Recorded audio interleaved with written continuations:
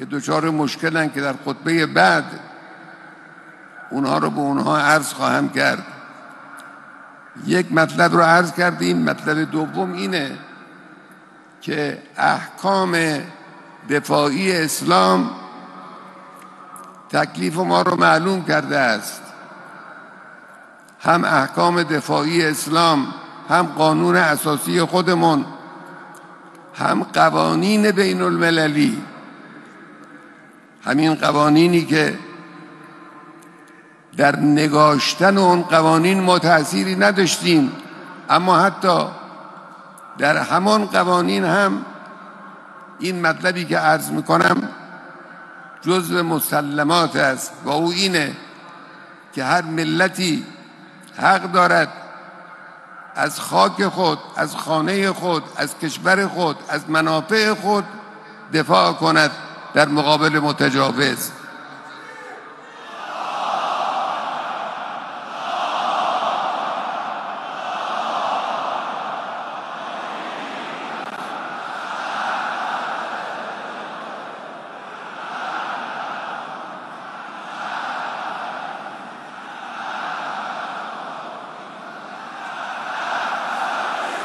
معنای این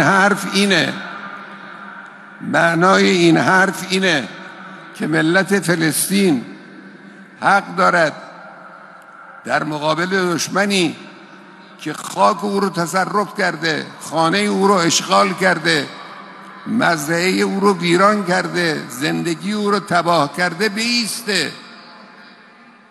ملت فلسطین حق داره. این یک منطق مستحکمی است که امروز قوانین جهانی هم اون رو تأیید میکنند. فلسطین مال کیست؟ ملت فلسطین کی هستند؟ این اشغالگران از کجا آمدن؟ ملت فلسطین حق دارد در مقابل آنها بایسته.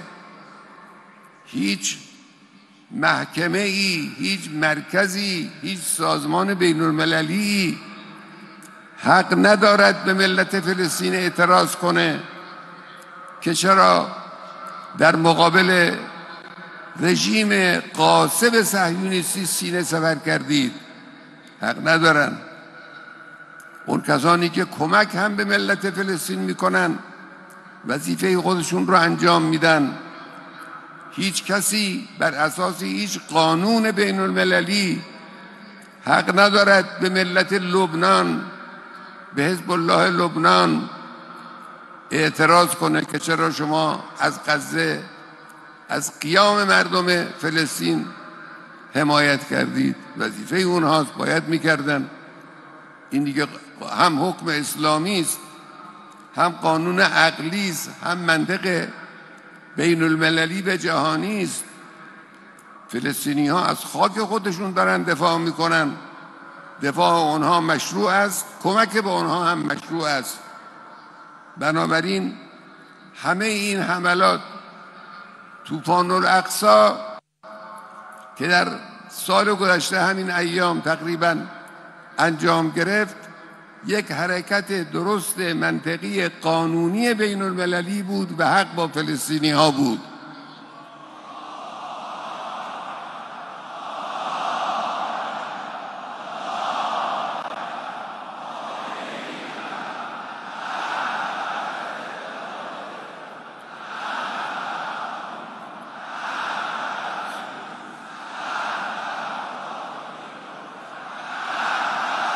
دفاع جانانه لبنانی ها از مردم فلسطین هم مشمول همین حکم است. اون هم قانونی است، اون هم معقول است، منطقی است و مشروع است و کسی حق ندارد دفاع از اونها انتقاد کنه که چرا شما در این دفاع وارد شدید.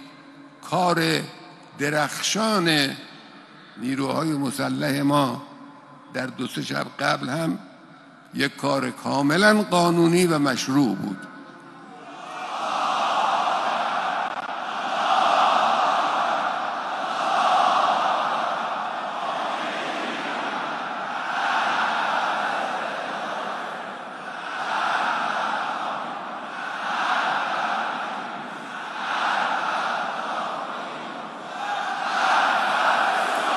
کاری که نیروهای مسلح ما کردن کمترین مجازات برای رژیم غاصب صهیونی در برابر جنایت‌های حیرت آور اون رژیم بود.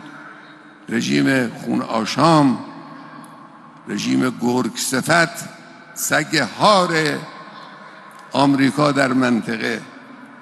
جمهوری اسلامی هر وظیفه‌ای در این زمینه داشته باشد با قدرت و صلابت و قاطعیت انجام خواهد داد.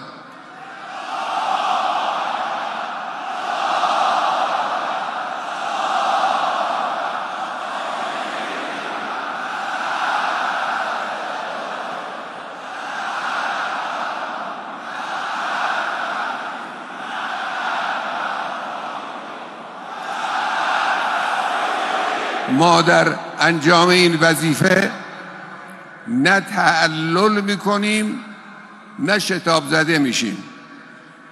توجه کنید، نه تعلل میکنیم کوتاهی نمیکنیم، دچار شتاب زدگی هم نمیشیم. اونچه که منطقی است، اونچه که معقول است، اونچه که درست است به نظر تصمیم گیران نظامی و سیاسی در وقت خود، در هنگام خود انجام میگیرد، کما اینکه انجام گرفت و در آینده هم اگر لازم شد باز انجام خواهد گرفت.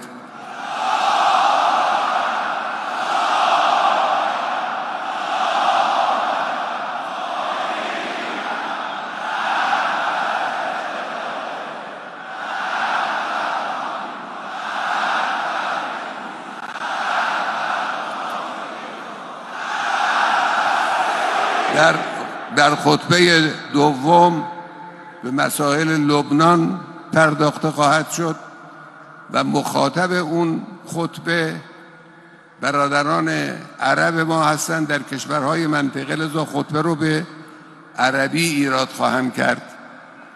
بسم الله الرحمن الرحیم والعصر ان الانسان لفی خسر الا الذين آمنوا وعملوا الصالحات وتواصوا بالحق وتواصوا بالصبر والسلام عليكم ورحمة الله وبركاته.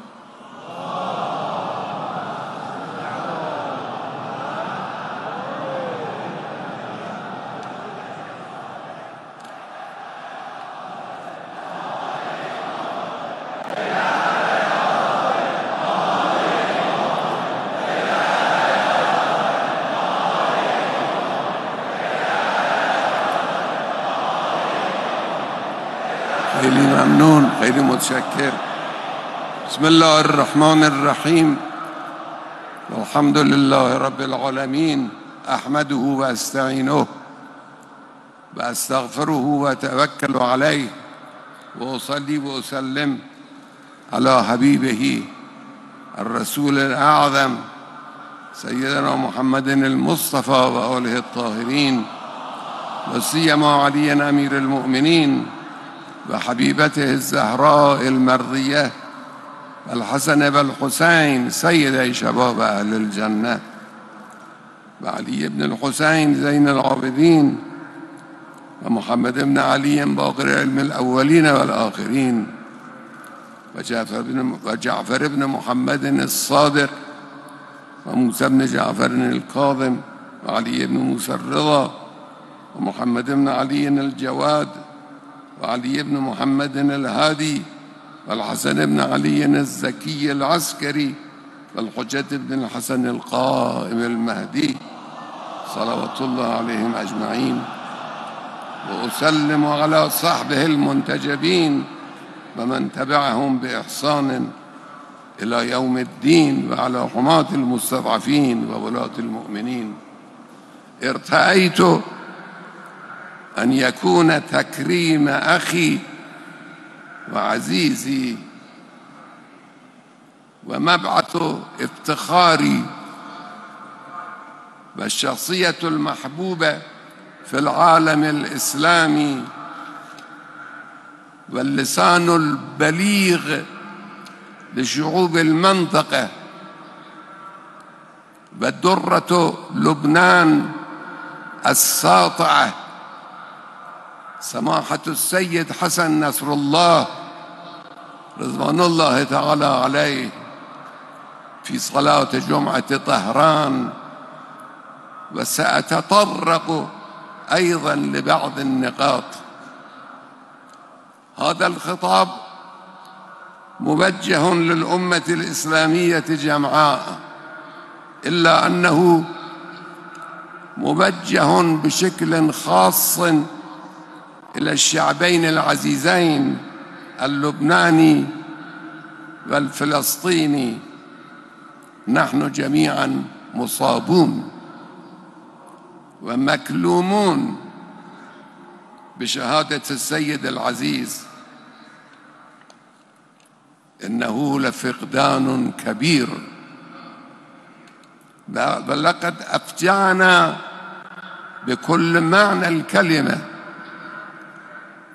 غير أن عزاءنا لا يعني الاكتئاب واليأس والاضطراب، بل هو من سنخ عزائنا على سيد الشهداء الحسين بن علي عليه السلام، يبعث الحياة ويلهم الدروس ويوقد العزائم ويضخ الآمال. لقد غادرنا السيد حسن نصر الله بجسده، لكن شخصيته الحقيقية، روحه ونهجه وصوته الصادح ستبقى حاضرة فينا أبدا. لقد كان الراية الرفيعة للمقاومة في وجه الشياطين الجائرين والناهبين، وكان اللسان البليغ للمظلومين والمدافع الشجاع عنهم، كما كان للمناضلين على طريق الحق سندا ومشجعا. لقد تخطى نطاق شعبيته وتأثيره حدود لبنان وإيران والبلدان العربية، وستعزز شهادته الآن مدى هذا التأثير. إن أهم رسائله قولا وعملا في حياته الدنيوية لكم يا شعب لبنان الوفي كانت ألا يصابركم يأس واضطراب بغياب شخصيات بارزة مثل الإمام موسى الصدر والسيد عباس الموسوي، وألا يصيبكم ترديد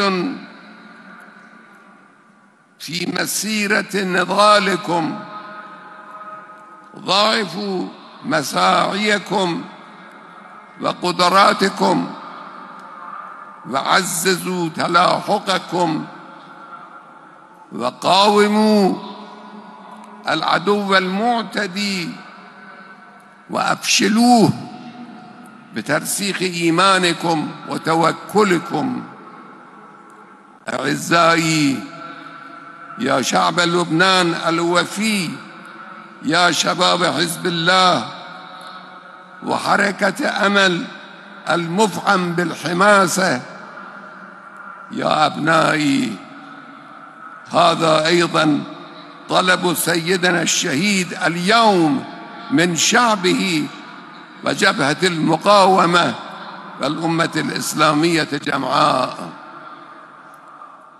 العدو الخبيث الجبان إذ عجز عن توجيه ضربة مؤثرة للبنية المتماسكة لحزب الله أو حماس أو الجهاد الإسلامي وغيرها، من الحركات المجاهدة في سبيل الله عمد إلى التظاهر بالنصر من خلال الاغتيالات والتدمير والقصف وقتل المدنيين وحرق قلوبهم.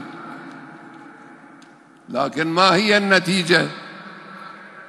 ما هي النتيجة؟ ما نجم عن هذا السلوك هو تراكم الغضب وتصاعد دوافع المقاومة وظهور المزيد من الرجال والقادة والمضحين وتغييق الخناق على الذئب الدموي، وبالتالي إزالة الكيان الملطخ بالعار من ساحة الوجود إن شاء الله. أيها الأعزة، القلوب المفجوعة تستلهم السكينة بذكر الله وطلب النصرة منه. الدمار سيعوض، وصبركم وثباتكم سيثمر عزة وكرامة.